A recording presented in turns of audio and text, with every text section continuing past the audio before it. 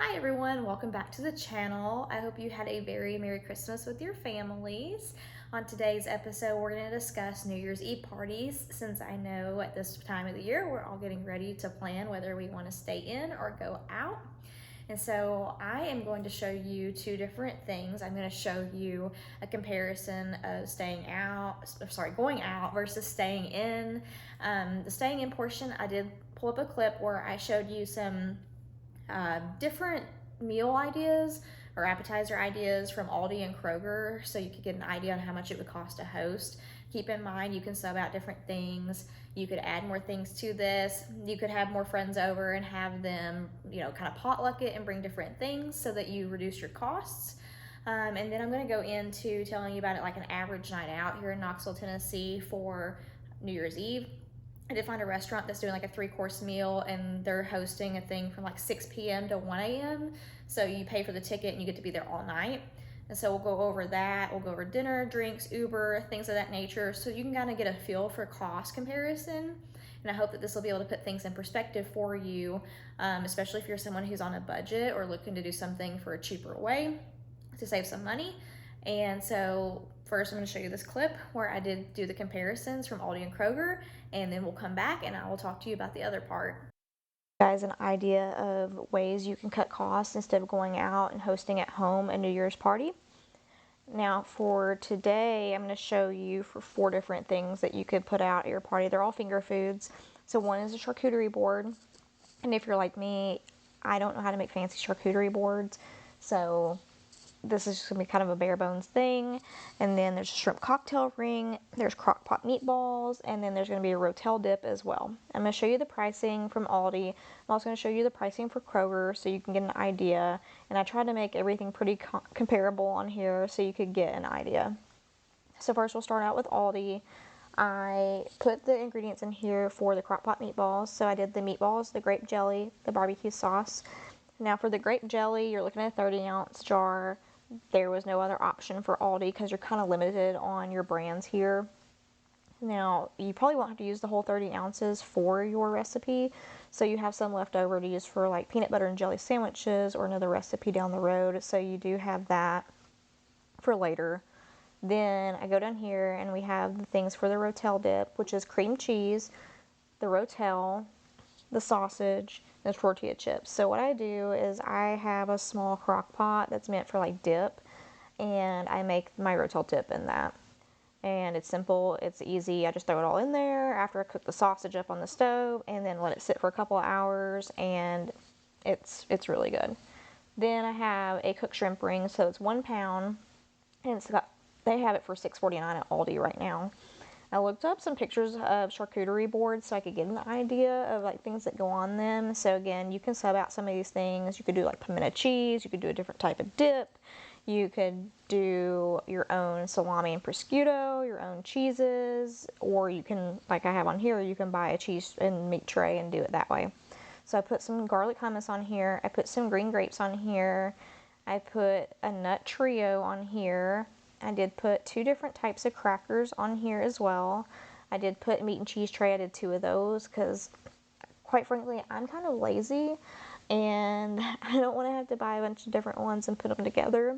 And then I bought a small thing of pickles as well to put on the board. Now, as you can see over to the right, my subtotal here is $63.02. With the taxes here in Tennessee, it's probably going to be about $70. Now, $70 to feed 4 to 6 people appetizers is a lot better than paying $75 for one person to go out to eat for New Year's Eve, in my opinion. Like I said, this doesn't include like champagne if you want to do a champagne toast at midnight. Doesn't include any sodas if you want to go the alcohol-free route or just have those on hand. I did look at Aldi the other day when I was there, and they have champagne on sale for $5 to $8 for their cheapest, and lots of people can't tell the difference between cheap champagne and expensive champagne. Some people don't care if it's just 1 glass at midnight. So you're going to know your friend group. You're going to know what they like. You're going to know what you like. You're going to know what they expect or not, they don't expect. And so you'll know what to spend. And then I will show you over here at Kroger the same things for the most part. So I do have some nuts on there and the grapes on there for the charcuterie board again. I have some champagne on there. Now they had more expensive champagne on there. You could get for like $15 to $20 a bottle if you want to go a little fancier.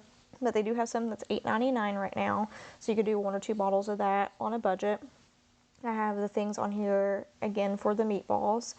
As I stated previously, you have more variety on brands at Kroger, so you could get a generic brand, you could get something cheaper. With Aldi, it's almost like you get what you get and you take it and you like it or you don't.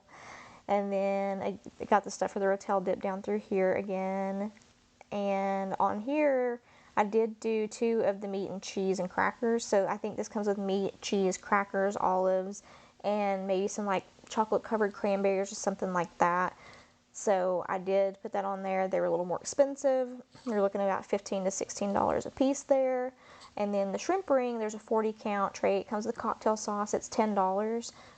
They also had an option to do one that's half the size, so you got a 20 count for $5 as well.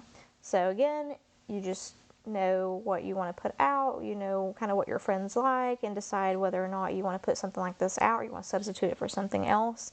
But I did want to give you guys the option of cheaper ways to host. And again, you could have, let's say you're a couple and you have 2 other couples come to your house. You could say, hey, I'm going to make a charcuterie board and shrimp cocktail. Can the other 2 of you bring something else? Like, can you each bring a side or 2? Can you bring the champagne? Can you bring some sodas? Can you bring seltzers? Whatever it may be. And that'll cut your costs even lower. Everybody will be at your house. It'll be safe. And it'll be a lot cheaper than everyone going out.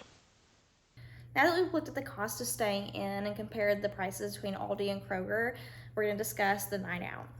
So again, this is going to be like an average night out for someone that's going out in like Knoxville, Tennessee. Your prices will vary depending on where you live. It'll also vary on what you decide to do. There's ways to do this cheaper, obviously. Like, I know that Gatlinburg, Tennessee, that's close by, they usually do like a ball drop or something like that. You could always go up there. You could just get hot chocolate or whatever and eat something cheap and walk around. And so you could do this a lot cheaper. However, I'm just going, like, if somebody is going to go out and drink alcohol and have a full night out, that's what we're going to look at here.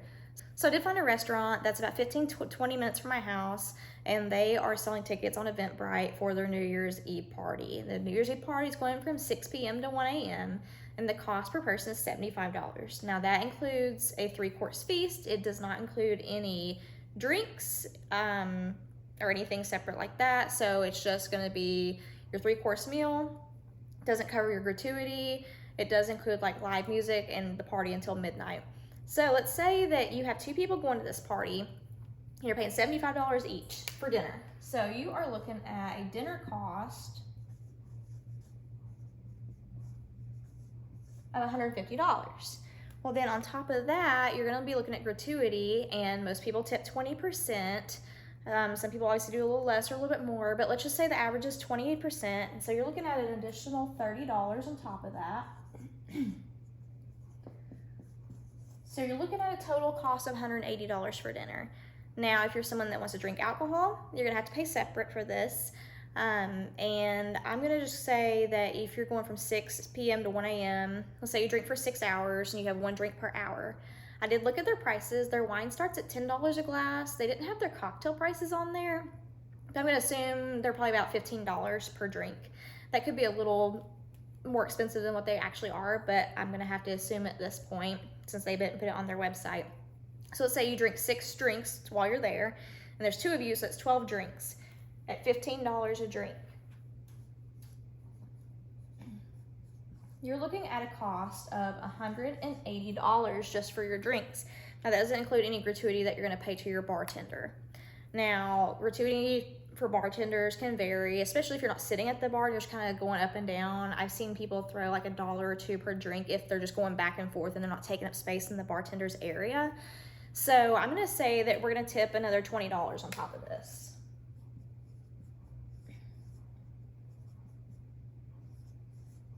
So you're looking at a total cost of $200 just for your drinks. Now for dinner and drinks now, you are looking at a cost of $380 for 2 people.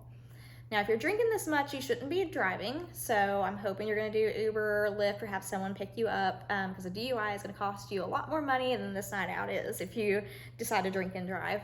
So let's talk Uber. Uber is obviously a rideshare company. If you haven't ever used it before, someone comes and picks you up, they take you from point A to point B. I did look at the Uber pricing from my house to this specific location. If I were to schedule ahead of time, it's saying it's $40 each way. However, there is a thing called surge pricing, and so when the demand is higher, they're going to charge more. And New Year's Eve is going to be one of those nights where the demand is extremely high, so you might have longer wait times, and the cost is going to be more.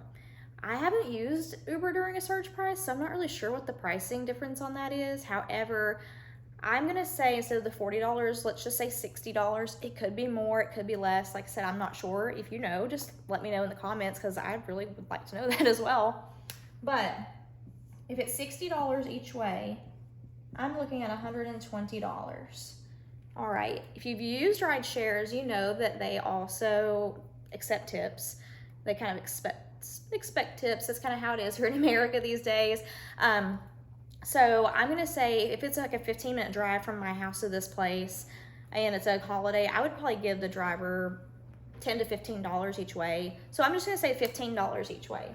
And I'm gonna add a cost of $30 to this for my tips. And that brings me up to $150 for an Uber. All right. In addition to this, you could have other costs. If you're like me and how I used to be, for every new occasion, I would go out and buy a new outfit. I don't do that anymore. I usually wear what I have, or if I do go buy something, I go buy it at the thrift store so I can buy it secondhand because I can't justify spending like $50 to $100 on an outfit just to wear one time, unless it's like a super special occasion, because I'll end up donating it anyway.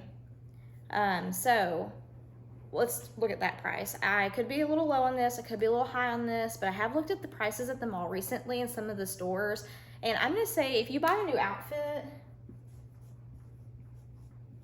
you're looking at a cost of around maybe $50 for a dress. That's if you already have the shoes, and if you're not going to in a super expensive place, you're just going to a normal place. So when you put in your dinner, your drinks, your Uber, and your new outfit, the total cost for all of this is going to be $580. Now keep in mind that $580 is for 2 people for 7 hours of going out. Now you could obviously make this a little bit cheaper if you did go with my same scenario here. If you want to drink beforehand, since you're not going to be driving there anyway, you could cut down some of your alcohol costs if you have some stuff at home already, some seltzers or what have you. Like I said, you could wear something you already have or go to a thrift store to cut down on that pricing. Uber could fluctuate depending on how far you are from your destination and what the surge pricing consists of, because like I said, I'm not sure what surge pricing is like. I hope this has really put it into perspective for you on kind of the different costs of going out versus staying in. And one other thing I want to mention that I do a lot is I look at how much money I make per hour versus how much something costs to do. So I would say, I'm not sure what the average wage is right now, but I know it's still pretty low. A lot of companies are doing like a $15 an hour minimum wage. So let's just say for this scenario, you make $15 an hour and you're paying for this. Well, I did the math. You would have to work over a 40-hour work week because you have to think about all the taxes and stuff that are going to come out of your check to pay for this. So for 7 hours of enjoyment, you have to work over a full work week to pay for this if you make $15 an hour. Now, I don't know about you, but to me that doesn't sound like a good way to spend my money for like a quarter of my monthly paycheck. Because a lot of car payments can be this amount. That can pay for groceries. That can pay for a lot of other things, especially if you have children, pay for like childcare or things of that nature. So that's one thing that I always try to think about whenever I'm going to buy something. I'll say, well, this costs X amount of money and I make this much per hour. I have to work X amount of hours to pay for this. Is it worth it to me or is it not? Now, personally, I wouldn't say this would be worth it if you're making $15 an hour. But some people do save for these kind of occasions. They get to go out every once in a while, and so there's nothing wrong with that at all. However, if you're someone who is struggling, or you're someone who's just trying to get like back on a budget after Christmas has completely wiped you out, this is something to really think about. You could host a party at home for $50 to $100, especially if you have other people bring things, or you can spend the money going out. And like I said, this can fluctuate. You know, it could be $500, $600. But let's say you are doing this exact scenario and it's like $580 to $600 and it costs you $100 to host at home. That's a savings of $500 right there. So a lot of times just think about it, look it up, do the math, kind of see if it makes sense to do it or not. Let me know in the comments what your plans are for New Year's. I would really like to hear what you're planning on doing. I hope you'll like this video and you'll subscribe for future content like this, because we will go over some comparisons in the future to go over what might make the best sense for you, especially if you're on a budget. And I hope everyone has a very safe and happy New Year.